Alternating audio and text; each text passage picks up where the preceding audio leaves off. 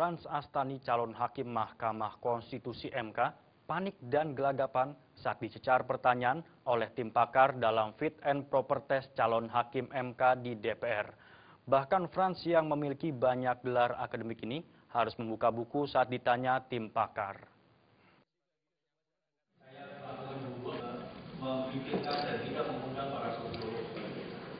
Salah satu calon hakim Mahkamah Konstitusi, Frans Astani, dibuat panik atau gelagapan dengan pertanyaan tim pakar dalam fit and proper test di Komisi 3 DPR hari ini. Pemilik banyak gelar akademik ini kebingungan dengan pertanyaan Profesor Natabaya yang menjadi salah satu tim pakar di uji kelayakan tersebut. Frans yang melamar sebagai hakim MK dari profesinya sebagai notaris itu bingung dengan pertanyaan Natabaya, sampai harus meraih buku di sebelahnya. Salah satu pertanyaan tim pakar menyangkut pasal 33 Undang-Undang Dasar 1945 ayat 3 tentang bumi, air, dan kekayaan alam. Tak hanya materi, tim pakar juga menanyakan segudang gelar akademis yang disandang Frans. Frans juga ditanyakan soal kemampuannya melobi pejabat. Padahal seorang hakim tidak diperbolehkan melobi siapapun apalagi dalam suatu perkara.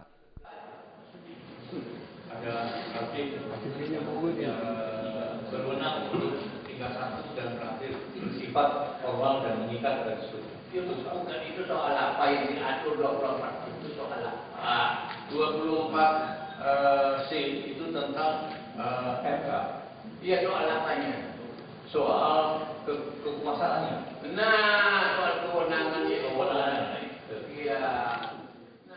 Gelar akademik yang disandang Frans berjumlah 11 gelar. Di antaranya doktor, insinyur, sarjana hukum, sarjana ekonomi, magister manajemen, dan master business administration. Karena rentetan gelarnya itulah, nama Frans pernah tercatat di rekor muri. Frans juga pernah gagal dalam pemilihan rektor UI 2012 lalu. Tak hanya itu, Frans juga pernah gagal sebanyak 3 kali dalam seleksi calon pimpinan KPK. Dari Jakarta, Agus Purwoko melaporkan. Rapat antara Menteri BUMN, Menteri Tenaga Kerja, dan Transmigrasi terkait outsourcing terhadap para tenaga kerja di perusahaan BUMN berlangsung memanas. Dalam rapat tersebut, Dahlan Iskan emosi saat anggota Komisi 9 Indra menyinggung rekaman rapat dan janjinya untuk menuntaskan kasus outsourcing.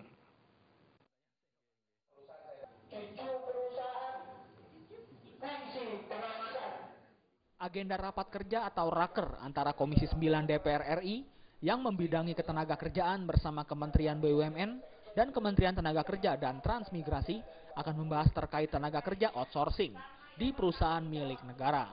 Namun rapat berjalan memanas di saat salah satu anggota Komisi 9 dari fraksi Keadilan Sejahtera, Indra, menanyakan komitmen Menteri BUMN Dahlan Iskan terkait tenaga outsourcing.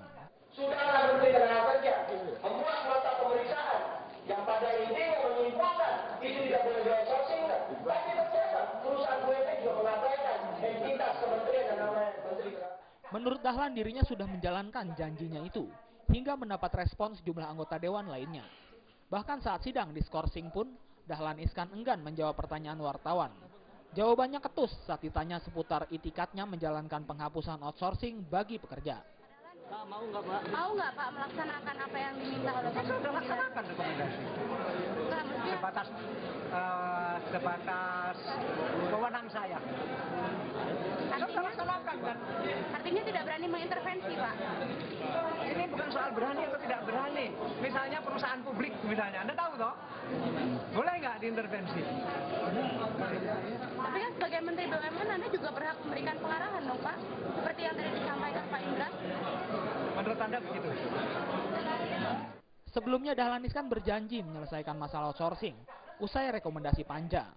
Rapat itu juga dihadiri puluhan buruh outsourcing yang kerap meneriaki Dahlan lantaran pernyataannya tidak memihak mereka. Dari Jakarta, Agus Purwoko melaporkan. Indonesian Corruption Watch atau ICW menilai laporan dana kampanye parpol tidak berkualitas. Laporan yang sudah diserahkan ke KPU minggu lalu dinilai mengandung kecacatan administratif karena diduga masih banyak hal-hal yang dinilai belum dilaporkan.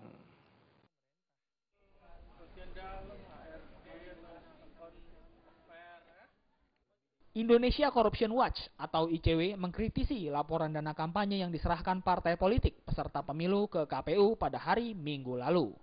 Koordinator Divisi Korupsi Indonesia Corruption Watch atau ICW Abdullah Dahlan mengatakan, laporan yang diserahkan para parpol belum menjabarkan secara gamblang pemasukan keuangan dari pihak ketiga dan bantuan maupun jasa juga tidak dicantumkan secara utuh.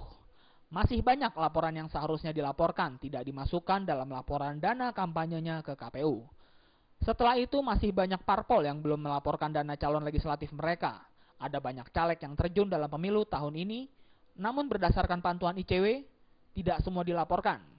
Bahkan ICW mensinyalir ada aliran gelap yang masuk ke keuangan parpol untuk kampanye pemilu nanti. Laporan dana kampanye yang disampaikan kepada KPU belum mencerminkan laporan sesungguhnya yang diterima oleh partai politik kepada KPU. Jadi laporan yang diserahkan kepada KPU per 2 Maret kemarin, saya secara umum mungkin belum menggambarkan total keseluruhan yang diterima oleh partai terkait dengan penerimaan dana kampanye, sehingga bisa kita katakan cacat secara kualitas laporan dana kampanye. ICW menilai kondisi kurangnya transparan partai politik dalam menyerahkan laporan keuangan juga diperparah dengan sikap KPU yang tidak tegas kepada parpol yang melanggar. Hari Sabtu dan Minggu lalu seluruh partai politik peserta pemilu sudah menyerahkan laporan dana kampanyenya ke KPU. Total dana kampanye yang akan berputar selama pemilu 2014 nyaris menyentuh 2 triliun rupiah. Dari Jakarta, Lisa Indah dan Wayan Agus melaporkan. Kayu masih memiliki sejumlah informasi lainnya. Di antaranya Kapolri berjanji akan menangkap pimpinan terduga teroris Santoso hidup-hidup. Informasinya setelah yang satu ini.